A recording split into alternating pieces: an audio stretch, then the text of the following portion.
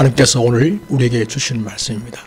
데살로니가전서 4장 1절에서 8절까지 말씀입니다. 제가 말씀을 받들어 읽겠습니다. 그러므로 형제들아, 우리가 끝으로 주 예수 안에서 너에게 구하고 권면하노니 내가 마땅히 어떻게 행하며 하나님을 기쁘시게 할 수 있는지를 우리에게 배웠으니 곧 너희가 행하는 바라 더욱 많이 힘쓰라. 우리가 주 예수로 말미암아 너에게 무슨 명령으로 준 것을 너희가 아느니라. 하나님의 뜻은 이것이니 너희의 거룩함이라 곧 음란을 버리고 각각 거룩함과 존귀함으로 자기 안에 행할 줄을 알고 하나님을 모르는 이방인과 같이 세욕을 따르지 말고 이 일에 분수를 넘어서 형제를 해하지 말라. 이는 우리가 너희에게 미리 말하고 증언한 것과 같이 이 모든 일에 주께서 신원하여 주심이라. 하나님은 우리를 부르심은 부정하게 하심이 아니요 거룩하게 하심이니. 같이 읽겠습니다. 그러므로 저버리는 자는 사람을 저버림이 아니요 너에게 그의 성령을 주신 하나님을 저버림이니라. 아멘. 우리는 그리스도인입니다. 그리스도의 사람, 예수의 사람입니다. 그리스도인은 어떤 사람일까요? 세속의 파도 속에서 거룩의 길을 걷는 사람입니다. 살아가는 성도 여러분, 오늘 우리가 살아가는 이 시대는 자유라는 이름으로 포장된 세속의 바다와 같습니다. 원하면 무엇인지 누릴 수 있고 눈을 돌리면 언제든 유혹이 다가오는 그런 세상입니다. 그러나 하나님께서 기뻐하시는 삶은 이 세상의 방향과는 전혀 다른 길을 제시하십니다. 사도 바울은 데살로니가 교회 성도들에게 이렇게 말했습니다. 너희가 마땅히 어떻게 행하며 하나님을 기쁘시게 할 수 있는지를 우리가 명하였으니 이제 더욱 많이 힘쓰라. 데살로니가는 로마 제국의 상업 중심지였습니다. 그 당시에 로마에서 아시아에 이르는 무역 운동가 있었는데 비아 에그나티아 이렇게 부릅니다. 바로 그 무역로가 지나가는 항구 도시였습니다. 황제 숭배를 하고 미의 여신 아프로디테 여신을 섬기는 그런 성전이 있는 그런 도시였습니다. 이런 상황은 성적인 문란을 당연하게 여기고 온 도시와 헬라 문화권에 그런 성적 문란이 침투해 있었습니다. 그 속에서 신앙을 지키며 살아간다는 것은 얼마나 어려운 일이었겠습니까? 바울 성도들은 데살로니가 성도를 위해서 기도할 때 3장에서 나는 너희들의 부족함을 채우기 바란다는 그런 기도를 드린 것을 우리는 보았습니다. 데살로니가 성도들에게는 부족함을 채워야 할 것이 있는데 사도 바울께서는 4장 1절에서 그 부족함을 채울 수 있는 구체적인 내용을 지금 제시하고 있는 중에 있습니다.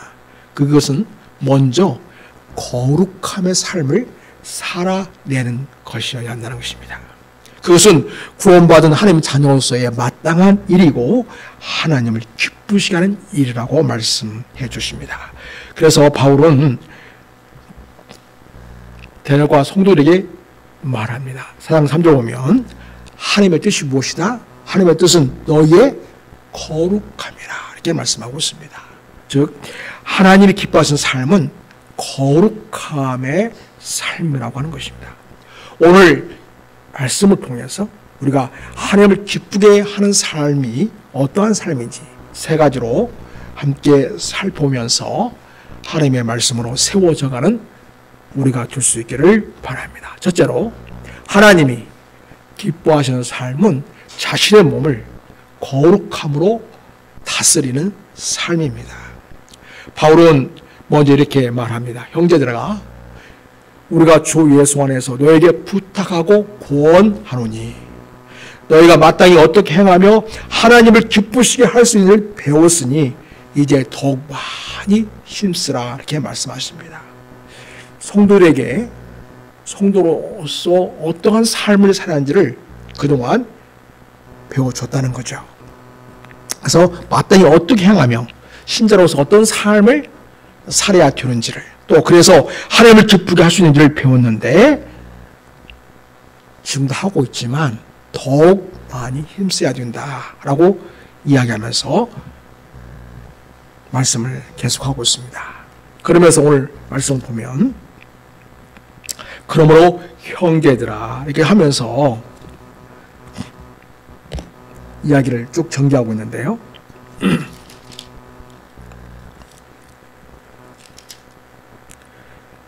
우리가 끝으로 이렇게 말하고 있죠.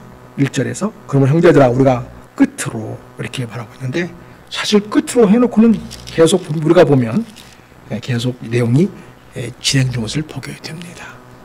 이거는 하나의 주제의 전환이라 볼 수 있죠. 그래서 그러므로 형제들아는 그러므로는 1장에서 3장까지의 전체 내용을 받는다고 볼 수가 있겠습니다. 거기에서는 신자는, 그리스도인은 어떠한 존재인가, 신자의 신분, 신자의 정체성에 대한 이야기를 쭉 했다고 하면 4장부터 5장까지는 그러니 이렇게 살아야 된다. 그래서 신분, 하나님의 자녀로서의 신분, 그리고 이제는 거기에 걸맞는 삶, 그렇게 지금 전환을 하는 그런 표현으로서 그러므로 그리고 끝으로 이런 표현을 써서 분위기 전환을 하고 있는 것을 보게 됩니다. 여기 4장 1절에서 사도 바울께서는 데살로니가 성도들에게 말하기를 하나님을 기쁘시게 할 수 있는 일을 주 예수 안에서 부탁한다, 이렇게 말하고 있습니다. 그래서 어떻게 하면 하나님을 기쁘시게 할 수 있는가? 우리 성도들의 궁극적인 삶의 목적은 하나님을 기쁘시게 함으로써 하나님께 영광이 되는 삶이어야 하는데, 구체적으로 데살로니가 지역에 살고 있는 그 성도들에게는 지금 무엇이 보충되어야 하고 어떤 삶이 반듯하게 세워져야만 하나님을 기쁘시게 할 수 있는가, 그 이야기를 하려고 하고 있습니다. 자, 오늘 말씀 보면 사도 바울께서는 거룩한 삶을 살아야 한다, 이것이 하나님의 뜻이다, 이렇게 말씀하고 있습니다. 근데 여러분, 사도 바울께서 이런 말씀하실 때에 이 권면은 사도 바울의 개인적인 요청이나 어떤 인간적인 권유로 말하는 것이 아니라고 하는 것입니다. 그 말씀을 보면 그 일은 주 예수 안에서 이렇게 말하고 있어요. 주 예수 안에서 부탁한다, 이렇게 말하고 있습니다. 다시 말해서 예수 그리스도의 권유로 권면한 일이다라고 말합니다. 그래서 우리가 거룩한 삶을 사는 것은 예수님이 우리에게 원하시는 일입니다. 거룩한 삶으로의 요청은 아주 중요하고 진지하게 받아들여야 할 일이 되겠습니다. 1절에서 거룩한 삶은 삶의 주인이신 하나님을 기쁘시게 할 수 있는 일이라는 것을 알려주고 있습니다. 여기서 기쁘시게 하다, 이 말은요, 단순히 내가 좋아서 하는 말이 아니다 하는 것이죠. 그 단어는 상대방의 기쁨을 위해서 자신을 맞춘다는 그런 뜻이 있습니다. 즉 거룩한 삶으로 사는 것은 바로 하나님의 기쁨을 위해서 나를 하나님께 맞추어 사는 삶이 되어야 한다는 것을 우리에게 알려주고 있습니다. 또 바울은 이어서 말씀하고 있습니다. 3절, 4절 쭉 보면 하나님의 뜻은 너희의 거룩함이다, 이렇게 말하고 있습니다. 곧 음란을 버리고 각각 거룩함과 존귀함으로 자기의 몸을 소유하라 이렇게 말씀하고 있습니다. 여러분, 하나님의 뜻은 너희의 거룩함이다 말하고 있는데 이 거룩함은 하나님께 속한 것임을 이야기해 줍니다. 그것은 세상과 구별된 삶을 뜻합니다. 하나님 우리를 예수님의 피로 씻어서 구원해 주신 것은 하나님께 속한 자로서 구별된 삶을 살아내도록 하기 위함이었습니다. 그래서 하나님의 자녀들인 우리는 거룩한 삶을 살아내는 것이 하나님의 뜻임을 깨닫고 거룩함을 추구하는 삶을 살아가야 하겠습니다. 자, 그런데요, 음란을 버리라 말하고 있죠. 이 음란은 결혼 언약 밖에서 이루어지는 모든 부도덕한 성적 행위를 말합니다. 당시에 데늘과 상유는 성도로 매우 타락한 도시였습니다. 신전에서는 매춘이 종교적 의식으로 그렇게 시행이 되었습니다. 거기서 버리는 쾌락을 신의 선물로 믿던 문화가 있었던 것입니다. 그런 도시 한복판에서 바울은 음란을 버리라 하면서 성도들에게 외치고 있습니다. 이 버리란 말은 단순히 자제해라 그런 말이 아닙니다. 멀리해라, 철저히 피해라 라는 뜻이 되겠습니다. 우리는 음란의 유혹을 피해하고 차단해야 한다는 것입니다. 여러분, 고린도서 6장 말씀 한번 보겠습니다. 고린도서 6장 9절부터 말씀을 쭉 보도록 하겠습니다.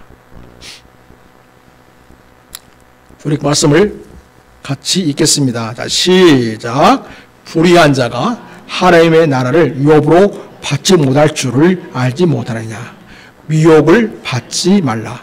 음행하는 자나 우상 숭배하는 자나 간음하는 자나 탐색하는 자나 남색하는 자나 도적이나 탐욕을 부린 자나 술 취하는 자나 모욕하는 자나 속여 빼앗는 자들은 하나님의 나라를 유업으로 받지 못하리라. 너희 중에 이와 같은 자들이 있더니 주 예수 그리스도의 이름과 우리 하나님의 성령 안에서 씻음과 거룩함과 의롭다 하심을 받아내니라. 아멘. 앞서서 6장 고린도서 6장 9절 10절을 보면 거기는 음행이 나옵니다. 우상 숭배가 나옵니다. 탐욕, 술 취함, 불의한 행위의 목록이 쭉 날리고 있습니다. 그리고 바울은 이어서 이렇게 선언합니다. 너희 중에 이와 같은 자들이 있더니 그 다음에 그러나 이제는 다르다. 너희는 씻김을 받았다 이렇게 말합니다. 여기서 씻김이라고 하는 것은 주로 오염된 과거의 정체성이 복음을 통해서 예수 그리스도 보혈을 통해서 성령의 역사를 통해서 깨끗해졌다는 것을 말합니다. 단순히 도덕적인 개선이 아니고요. 그리스도 안에서 성령을 통하여 새로운 피조물로 변화된 존재가 되었다. 이런 말씀이 되겠습니다. 이렇게 결과 성도도 그렇고 또 고린도 성도도 그렇고 예수를 믿는 믿음으로 성령을 통해 우리는 이미 씻음을 받은 자들입니다. 또 우리는 이미 거룩하게 되었고 의롭다 하심을 받았습니다. 또 우리는 하나님 나라의 유업을 받아 누리는 자입니다. 따라서 거룩한 삶을 살아내고 거룩하지 못한 즉 불의한 삶을 살면 안 된다는 것을 분명하게 우리에게 알려주고 있습니다. 자, 고린도서 6장 이제 19절부터 20절까지 읽겠습니다. 같이 읽습니다. 너희 몸은 너희가 하나님께로부터 받은 바 너희 가운데 계신 성령의 전주를 알지 못하느냐. 너희는 너희 자신의 것이 아니라 값으로 산 것이 되었으니 그런즉 너희 몸으로 하나님께 영광을 돌리라. 예. 여기서 19절을 보면 너희 몸은 그렇게 말하고 있죠. 이 몸은요 어떤 몸인가? 성령을 받아 놓은 몸이라는 것입니다. 그래서 우리 몸은 성령의 전입니다. 예수 그리스도를 믿는 자 안에 성령님이 내주하십니다. 그래서 우리 몸은 성령님이 거하시는 전입니다. 그래서 우리는 성령의 전입니다. 그러니 우리는 성령의 전답게 거룩한 삶을 살아야 합니다.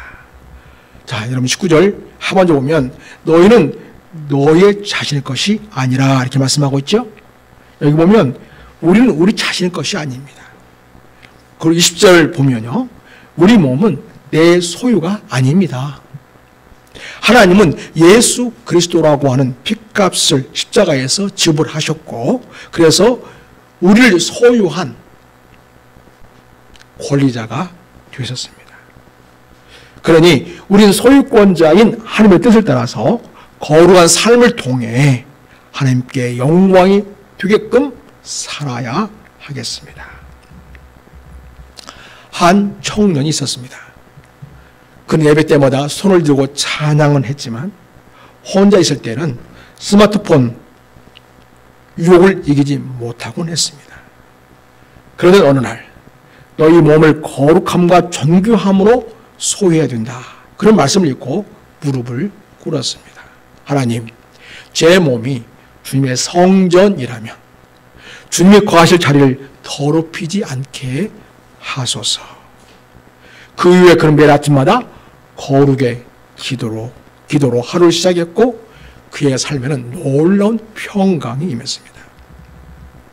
성도 여러분, 거룩함이라는 것은 억압이 아닙니다. 거룩함은 하나님께서 주신 자유의 회복입니다.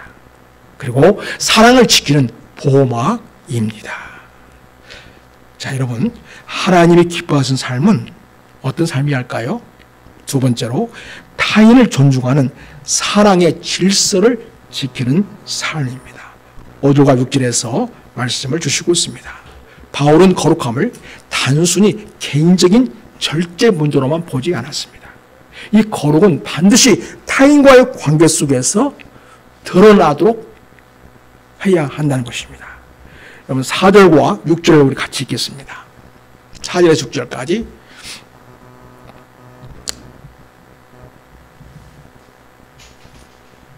각각 거룩함과 존귀함으로 아내에 대할 줄을 알고. 여러분 성경책 보세요. 베드로전서 4장.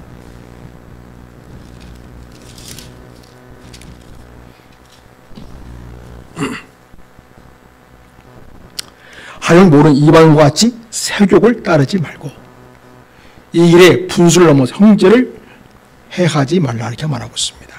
자, 여기 보면요. 각각 거룩함과 존귀함으로 자기의 아내에 대할 줄 알고 이렇게 말씀이 되어 있는데요. 여기에서 이 아내에 해당되는 단어가 어떤 단어로 쓰여졌냐면 그릇이라는 단어로 쓰여졌습니다. 스케노스라고 하는 그릇이라는 단어입니다. 그래서 여러분 여기서 해석이 두 가지가 가능하게 되었습니다. 여기서 그릇이라는 단어는 먼저 사람의 몸을 비유할 때에 자주 쓰였습니다. 여기서 그릇을 자기 몸이라고 한다면 어떤 말이 되냐면 몸을 거룩함과 존귀함으로 잘 관리해야 된다 이런 말씀이 되겠습니다. 그리고 여러분 4절 보세요. 성경책 보시면 그 4절에 자기 아내라는 단어 옆에 작은 글씨로 일이 쓰여져 있죠. 이게 뭐냐면 이 단어는 다른 번역이 있다는 뜻이에요. 거기서 일을 따라가 보면 뭐라고 되어 있습니까? 헬하고 자기 몸을 절제할 줄 알고 이렇게 되어 있습니다. 그래서 여기서 이 스케노스라는 단어가 하나는 아내로 번역될 수도 있고 또 자기 몸으로 번역될 수 있다는 것을 보여주고 있습니다. 이럴 때 자기 몸이란 그러한 번역으로 본다면 이럴 때 번역은 각각 거룩함과 존귀함으로 자기의 몸을 절제할 줄을 알고 이렇게 되겠습니다. 그래서 우리의 몸을 하나님의 성전으로 인식하고 존귀하게 다스리라, 관리해라, 그런 뜻이 되겠습니다. 우리의 몸은 쾌락의 도구가 아닙니다. 하나님께서 거하시는 성전이기 때문입니다. 또 그릇이라는 단어는 한 남자의 아내를 비유적으로 말할 때 쓰였습니다. 우리가 갖고 있는 성경 한글 개정 개혁판은 이 그릇이라는 이 단어를 아내로 번역했습니다. 그래서 만약 그릇을 아내로 해석한다면, 번역한다면 성경, 우리가 갖고 있는 성경 번역 그대로입니다. 각각 거룩함과 존귀함으로 자기 아내 대할 줄 알고. 그래서 이 말씀은 자기 아내를 대함에 있어서 남편은 자기의 거룩함과 존귀함이 있는 상태로, 즉 순결한 몸과 마음으로 아내를 대해야 된다는 말씀이 되겠습니다. 요즘 신학계에서는 둘 다 허용하고 인정하고 있습니다. 그런데 그릇을 아내 쪽보다는 몸 쪽으로 이렇게 간주하는 경향이 좀 우세합니다. 어느 쪽으로 해석하든 우리 성도들 각자는 각각 거룩함과 존귀함을 지켜내는 하나님의 구별된 자녀다운 삶을 살아야 한다는 것을 우리에게 분명히 알려주고 있습니다. 그리고 이어서 바울 사도는 이렇게 말합니다. 이방인과 같이 세욕을 좇지 말고. 그러니까 이방인들의 일반적인 행수는 무엇이라는 거예요? 세욕을 좇는 삶이라는 것입니다. 그러니까 우리는 그렇게 해서는 안 된다는 거죠. 여기서 사욕이라는 말은요, 이 감정, 욕망, 정욕이라는 단어하고 또 욕정이나 생욕이라는 이 단어가 둘이 합쳐져 가지고 강력한 의미를 갖고 있는데, 이성에 대해서 통제되지 않는 격정, 욕망이라는 그런 뜻이 되겠습니다. 이것은 뭘 말하냐면 욕망이 너무 커서 이성, 함정으로 생각하고 판단하고 이런 것을 지배해버린 상태를 가리키는 것입니다.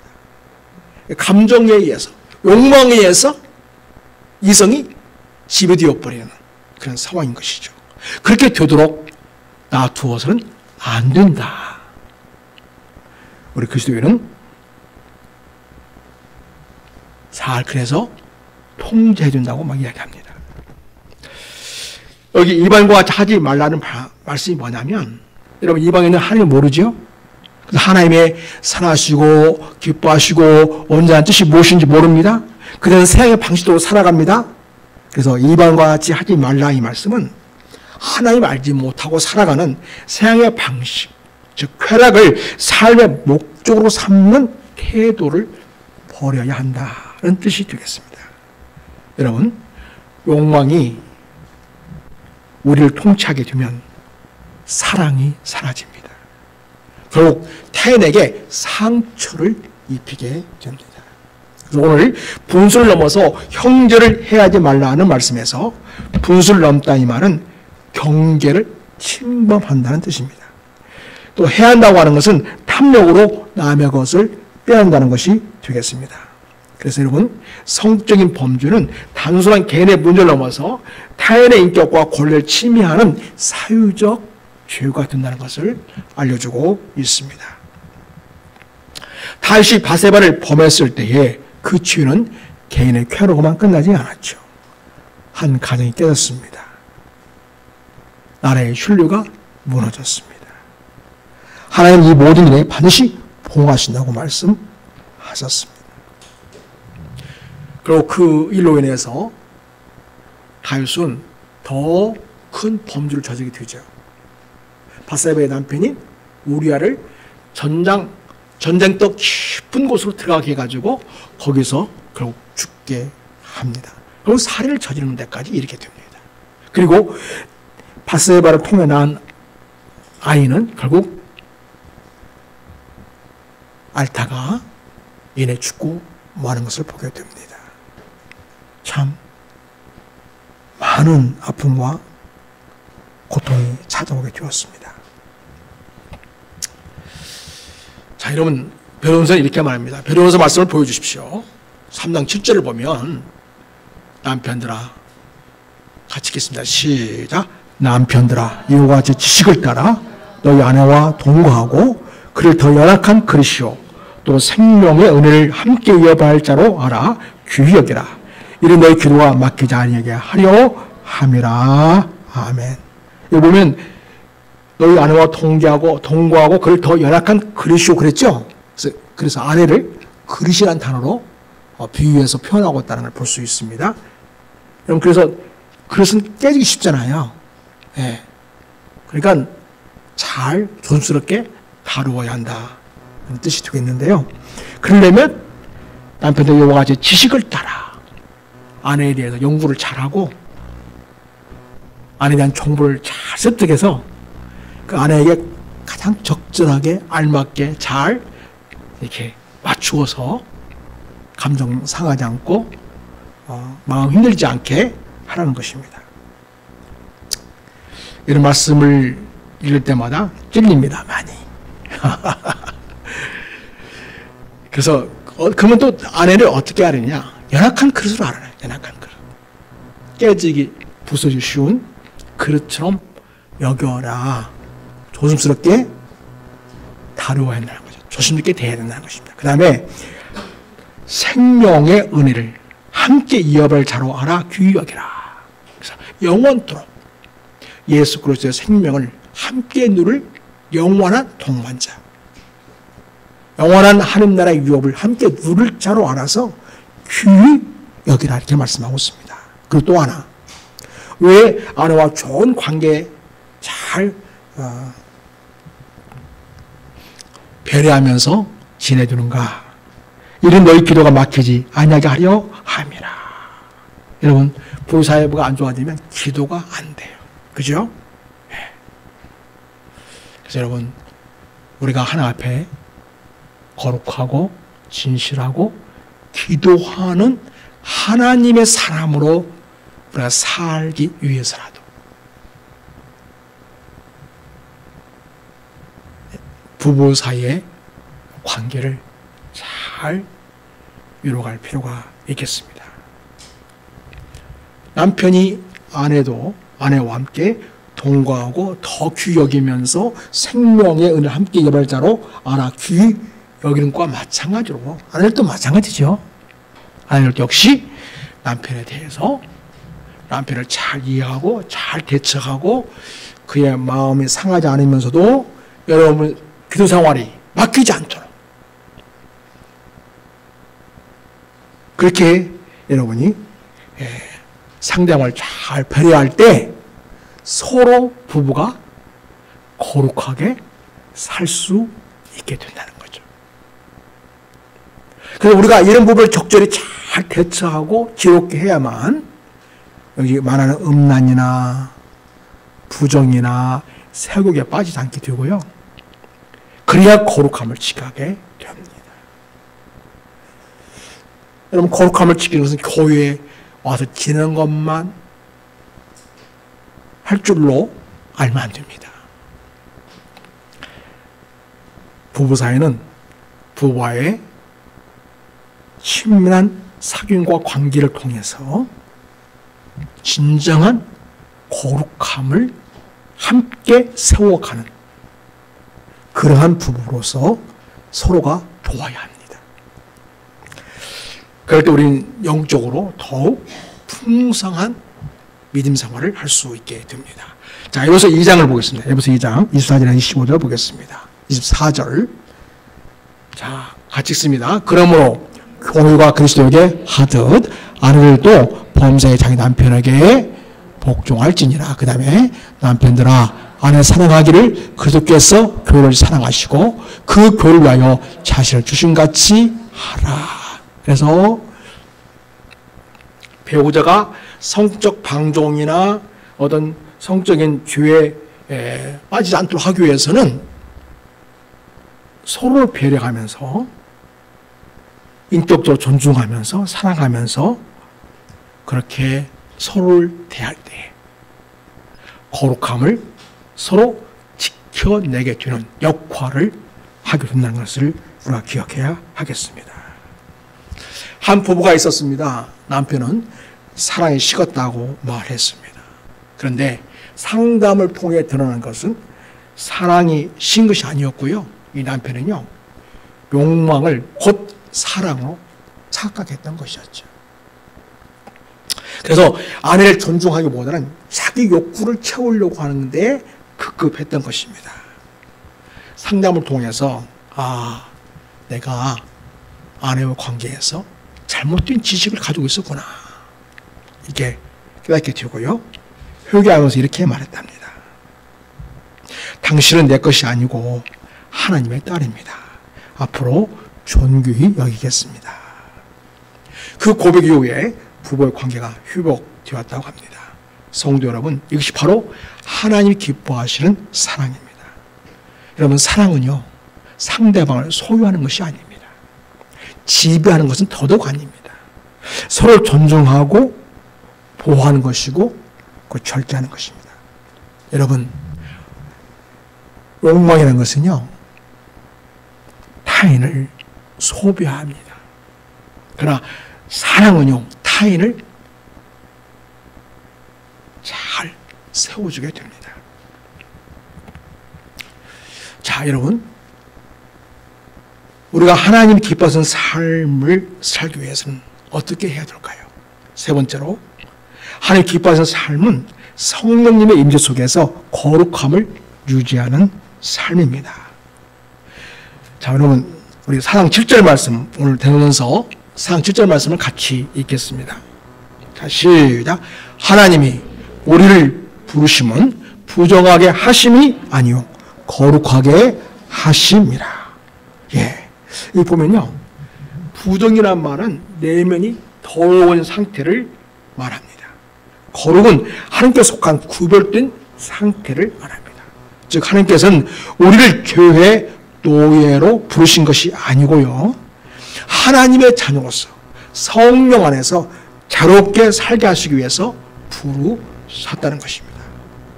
이어서 바울은 계속 이야기합니다. 여러분, 4장 8절을 또 같이 읽겠습니다. 4장 8절. 자, 시작. 이것을 그러므로 저버리는 자는 사람을 저버림이 아니요 너에게 그의 성령 주신 하나님을 저버립니다. 예. 그래서 거룩함을 저버리는 그런 삶을 결국 성령님의 인도하심을 무시하게 되는 결과를 가져오고요. 그래서 결국은 성령님을 거절하는 행동이 된다고 성경은 말해주고 있습니다. 성도 여러분, 거룩은 인간의 의지로 유도될 수 있는 것이 아닙니다. 성령께서 우리 안에 내주하셔야만 되고요. 그 성령 하나님이 우리의 욕망을 방향을 내 욕구를 충족하는 방향이 아니라 하나님에 대한 거룩한 열정으로 그 방향을 갖게 할 때 비로소 성령님의 역사를 통해서 우리는 욕망을 통제할 수 있게 되고 우리의 감정을 다스리게 됩니다. 자, 여러분, 성령님이 우리의 마음을 그래서 다스려 줍니다. 에스겔서 36장 26절에서 27절까지의 말씀을 보도록 하겠습니다.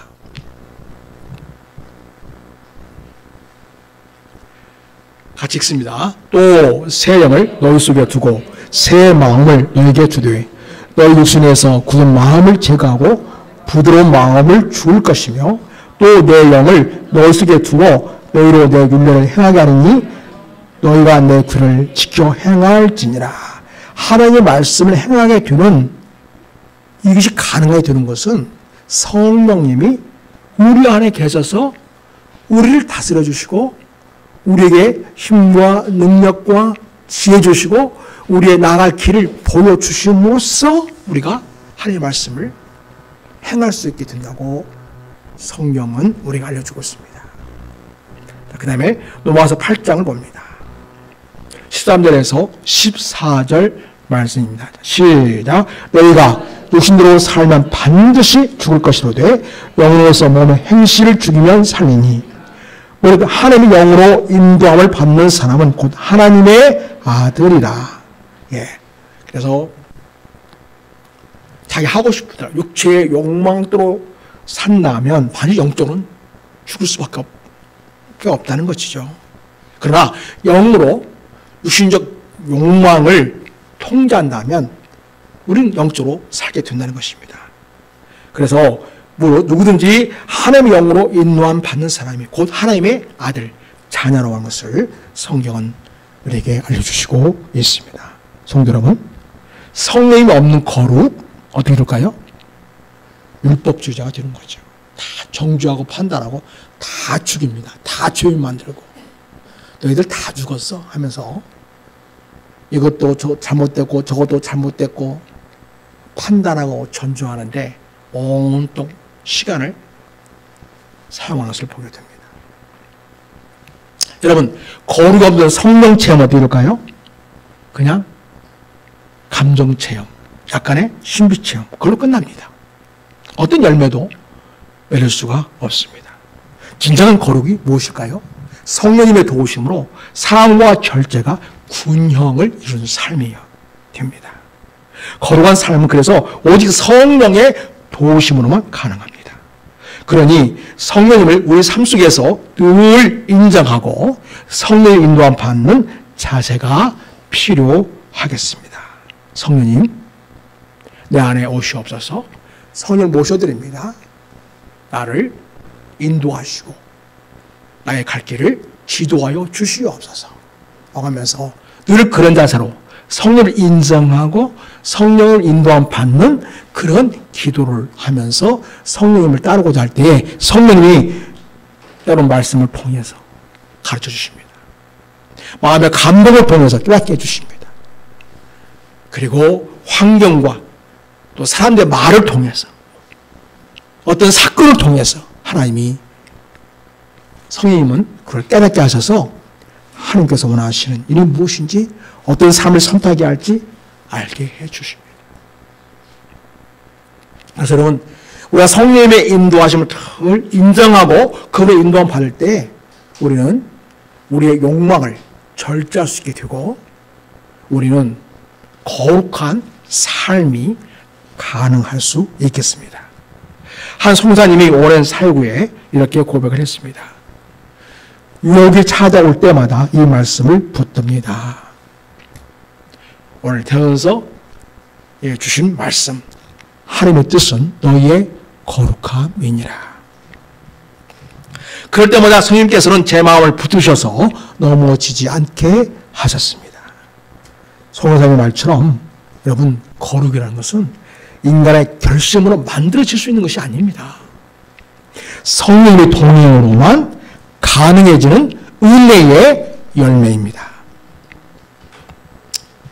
그래서 여러분, 거룩은 사랑을 가장 아름답게 지키는 길이 되겠습니다. 사랑하는 성도 여러분, 자, 오늘 하나님께서 주신 말씀을 한번 정리해 볼까요? 하나님이 기뻐하시는 삶은 첫째로 자신의 몸을 거룩하게 잘 관리하고 다스리는 삶이 되겠습니다. 두 번째로 타인을 존중하는 사랑의 질서를 지키는 삶이 되겠습니다. 셋째로 성령님의 임재 속에서 거룩함을 유지하는 삶이 되겠습니다. 거룩이라는 것은 단지 뭐를 하지 말라는 금지의 명령이 아닙니다. 사랑을 가장 아름답게 지키는 길입니다. 욕망이 사랑을 삼킬 때에 관계는 무너집니다. 거룩함이 사랑을 감쌀 때에 관계는 더욱 깊어지게 됩니다. 하나님 우리를 금욕의 종으로 부르신 것이 아닙니다.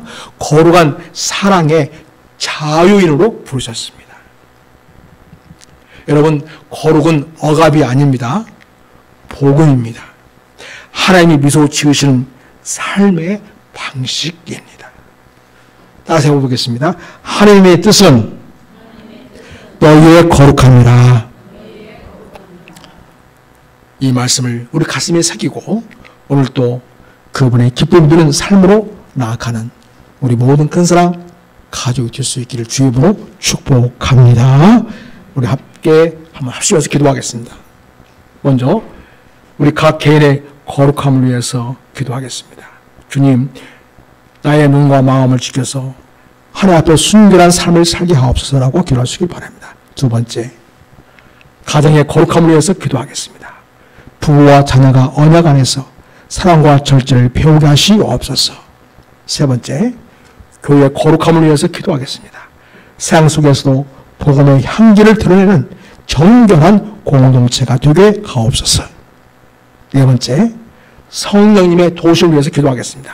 내 힘이 아닌 성령의 능력으로 거룩을 실천하게 하소서. 이렇게 이 시간 주여 한번 크게 하고 하나님 앞에 간절한 마음으로 기도하겠습니다. 주여!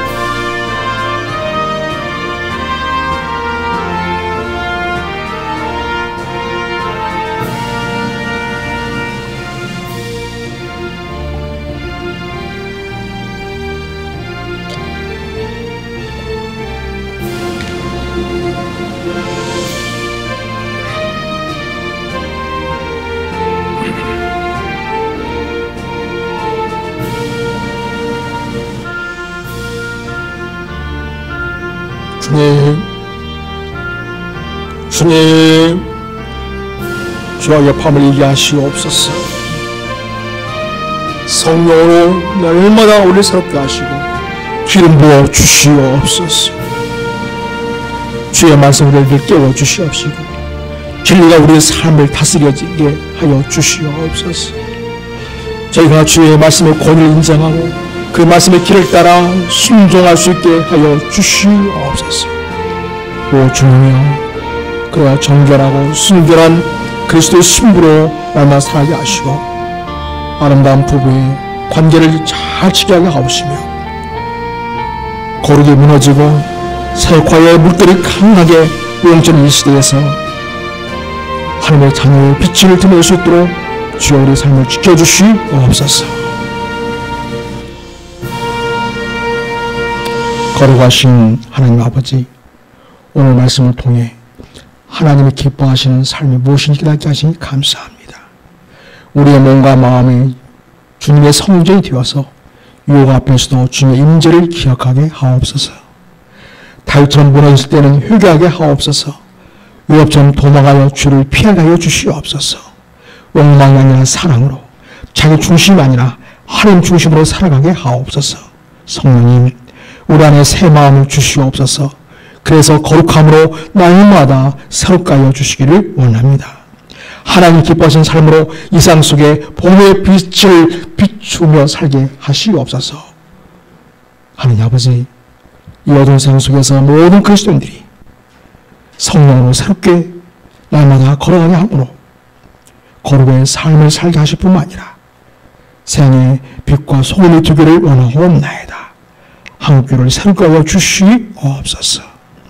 아버지 하나님, 이 세상 속에 어둠을 밝히고 진리의 빛을 비추며 오직 예수 그리스도만이 우리 인생의 진정한 소망임을 알게 하는 진리로 살아가는 우리가 되기를 원합니다. 우리를 성령으로 충만케 하셔서 그리스도의 사랑으로 날마다 살아가고 거룩의 역사를 이루어가는 그리스도인이 되도록 우리를 도와주시옵소서. 또한 주님 기도합니다. 온전히 나가 복음자는 모든 사역자들, 전도자들, 성도자를 축복해 주시옵시고 성령 충만케 하시며 그곳에 하나님 나라가 임하게 하시고 하나님의 거룩한 뜻이 이루어지기를 원하옵나이다. 북한을 불쌍히 해 주시옵소서. 그곳에 자유가 있게 하시고 속히 하나님 앞에 예배를 회복하는 그날이 오게 하여 주시옵시고 세상의 금식거리가 아니라 세상의 희망을 주는 그런 나라로 변할 수 있도록 도와주시기를 원하옵나이다. 하나님 아버지, 대한민국의 모든 성도사람들이 어디 있든지 그곳에서 하나님의 영광을 드러내 주시옵시고 그 날을 새롭게 하여 주시옵시고 하나님의 놀라운 사랑을 드러내는 복된 사역 잘 감당하도록 도우시옵소서. 감사하고 우리 삶에 주시고 우리를 거룩하게 회복시켜 주신 예수님의 이름으로 기도드립니다. 아멘.